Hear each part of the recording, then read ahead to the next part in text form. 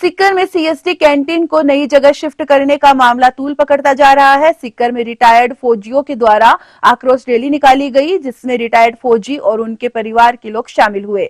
आक्रोश रैली पुरानी कैंटीन से शुरू होकर कल्याण सर्किल, अहिंसा सर्किल होते हुए कलेक्ट्रेट परिसर पहुंची, जहां जिला कलेक्टर को ज्ञापन सौंपा गया।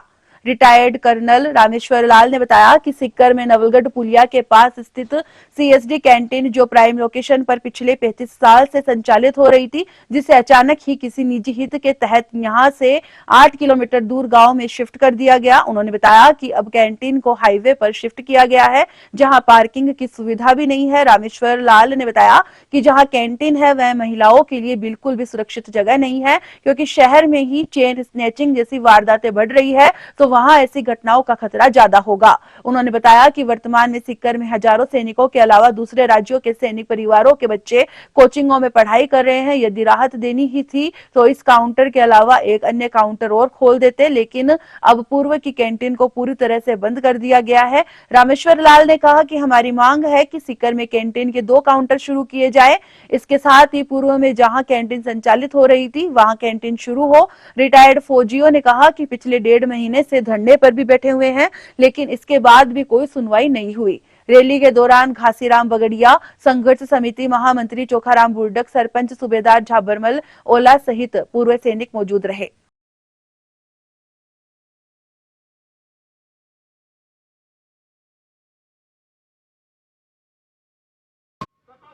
हमारे को रोड पे आना पड़ा है, ये बड़ी शर्म की बात है सरकार के लिए, लेकिन सैनिक कभी रोड पे आते नहीं। हमारे साथ मजबूरी ये हुई कि हमारी कैंटीन 37 साल से चल रही थी, यथावत चल रही थी। हम भी निवेदन करते हैं कि हमारे तहसील हेडक्वार्टर पे धोद, दातारामगढ़, लक्ष्मणगढ़, खंडेला, सब जगह हमारी कैंटीन खुलनी चाहिए और जो पुरानी कैंटीन है वो यथावत रहनी चाहिए, क्योंकि उसमें हमारे अप्रोच सारी क्वांटिटी की अच्छी अप्रोच है। यहाँ हमारी जैसे वीरांगनाएं आती हैं तो वो बैंक का काम भी करती हैं, बाजार का काम भी करती हैं और कैंटीन का काम भी साथ कर लेती है। अब हमारे साथ मजबूरी रोड पे इसलिए आना पड़ा कि वहाँ यदि हमारी कोई शहीद वीरांगना जाती है या 80 साल का बुजुर्ग कोई जाता है तो उसको 500 रुपये किराया दे के टैक्सी में जाना पड़ता है और वो 1000 रुपये का सामान लाता है, तो उसके तो बाज़ार से भी ज़्यादा कॉस्टली पड़ गया। जबकि हमारे को केंद्र सरकार ने ये एक सम्मान के रूप में रिलीफ दी गई है कि सैनिकों को हर जगह एक ही परिषद में जिला सैनिक कल्याण अधिकारी वहीं बैठे, ECH वहीं हो, कैंटीन सुविधा वहीं हो, सारी सुविधाएं एक कैंपस के लिए सेंट्रल गवर्नमेंट के आदेश है। लेकिन कैंटीन संचालन प्लस जो भी सरकार के नुमाइंदे, आर्मी के नुमाइंदे हैं, वो हमारे साथ हठधर्मी कर रहे हैं और ये कतई हमारे सैनिकों के लिए आक्रोशित है। सैनिक आक्रोशित हो रहे हैं, इसलिए हो रहे हैं कि ये पुलिया पास करते हैं, जब बारिश होती है तो यहाँ तो नाव लेके जाना पड़ता है, वो कैसे पुलिया पार करके जाएंगे बारिश के मौसम में? कैसे हमारी वीरांगना वहाँ पहुँच पाएंगे? 8 किलोमीटर दूर कुंडली गांव में हमारी कैंटीन संचालित की गई। हम सरकार से और हमारे प्रशासन से, कैंटीन प्रशासन से पुरजोर कोशिश हमारी मांग है कि एक जो पुरानी कैंटीन है यथावत रहनी चाहिए, जिससे हमारे पूर्व सैनिकों को और मेरी वीरांगनाओं को और मेरे बुजुर्गों को अच्छी तरह सुविधा मिल सके।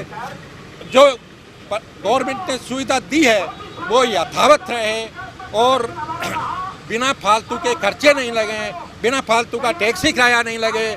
और घर में जब घर से निकलती है तो उनके बच्चे कोई स्कूल गया हुआ होता है, कोई खेत में गया हुआ होता है और वो बेचारी घर बंद करके यहाँ आती हैं, फिर वो यहाँ आने के बाद में 8 किलोमीटर कुंडली जाके वो सामान लेंगे तो उनके तो कुछ नहीं बचेगा, मेरे बुजुर्गों के कुछ नहीं बचेगा। मेरा नाम रामदेव सिंह बिजारनिया है, अध्यक्ष शहीद वेलफेयर सोसाइटी सीकर। पुरजोर कोशिश करते हैं हम कि यदि हमारी नहीं सुनी गई तो अनिश्चितकालीन के लिए धरना दिया जाएगा।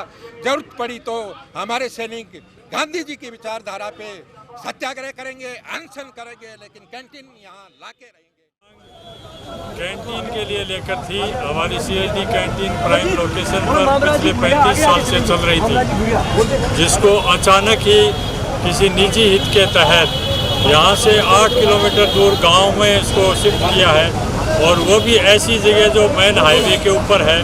मैं तो वहाँ पार्किंग की सुविधा है, काफ़ी केसेज हो रहे हैं। यहाँ पर 35,000 तो पूर्व सैनिक सीकर के हैं।